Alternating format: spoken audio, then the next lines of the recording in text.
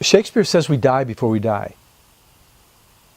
And that people kind of get stuck in habits, and they don't like their life anymore, and they don't like their job, and then gosh, they lose their job, and they lose their wife, and they lose their life, and they lose that, because we hated it anyway. So unless you can meditate or have like a cosmic vision by reading, Steiner, Osho, Tibetan Buddhism, that's what I think is fast, Krishnamurti, all that kind of stuff. You read these yogis, the Bhagavad Gita, the right edition by Judge, or something, the one that Gandhi read, Matthew Arnold.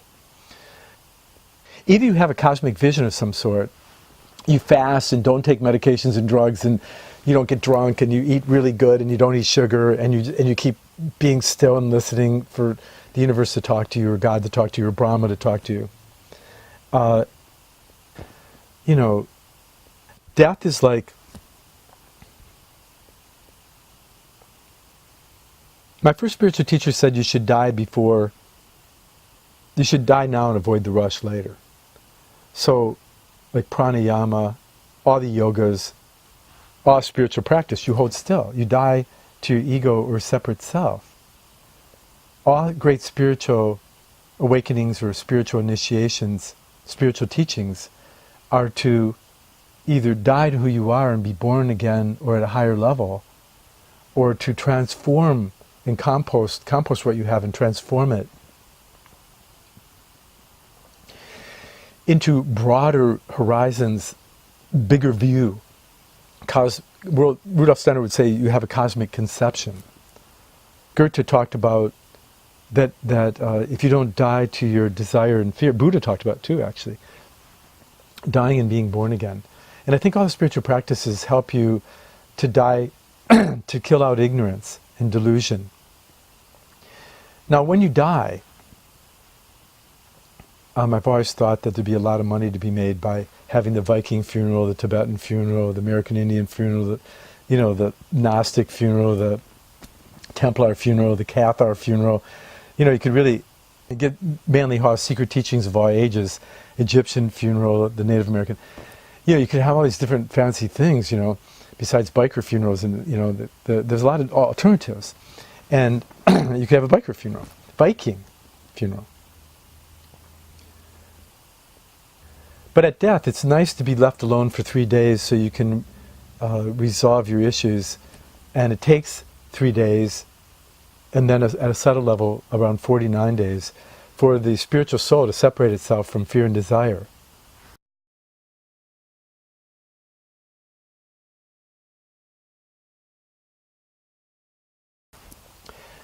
Joseph Campbell, an old acquaintance of mine, has some really wonderful things to say about death on mythos. The Tibetans have the Book of the Dead. Another friend of mine, Robert Thurman, has a Book of the Dead, Tibetan Book of the Dead. He's Uma Thurman's dad and the translator for the Dalai Lama, and a really amazing person himself. And he has a wonderful book.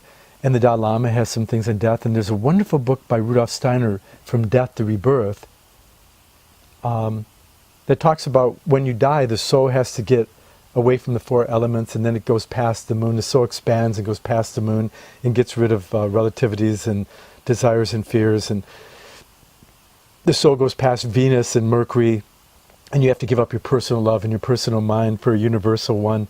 And you finally make it to the sun. And when we make it to the sun after we die, we're all Buddhas and Christ-like people, angels, and where our true golden self is there, and we're totally got it, and we're enlightened. Steiner has a wonderful thing that Spielberg should turn into a movie with his From Death to Rebirth, and a couple other books on death. The Evolution of Consciousness and Outline of Occult Science, really wonderful books. And then you go on, and eventually you go through all the planetary spheres, and you hit these stars, and have a cosmic experience of all the saints and sages in heaven and the heavenly bodies, which astrologers know about heavenly bodies. And then you have this beatific vision, and you promise that you're going to do better next time, and you come back down and you reincarnate. Reincarnation was taught until 325 at the Nicene Council. This is a huge topic.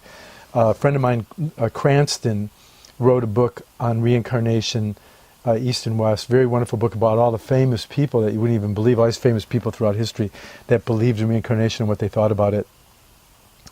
Rudolf Steiner has a lot of books on it. Blavatsky's Key to Theosophy. This is where you want to go. But otherwise, I'm saying, why? I'm with my first spiritual teacher. Like, kill off desire and fear now. We fear that something will be taken away from us and we won't be able to be ourselves. And we have a desire for something. If we could only get that, I could be myself. And whatever you get and whatever is taken away from you, you still are here.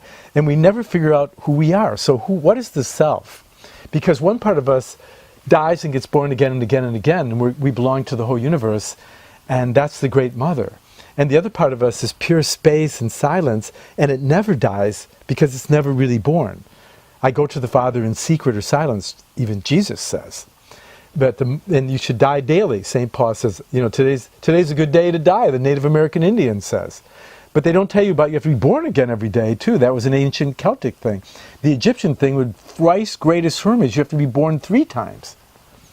Once you're born out in the world, then you're born with your inner self around puberty, and then you're born as a universal spiritual pilgrim that's co-creative with the future evolution of the earth. Join me. I'm Robert Thibodeau of Mayflower Bookshop. I'll see you later.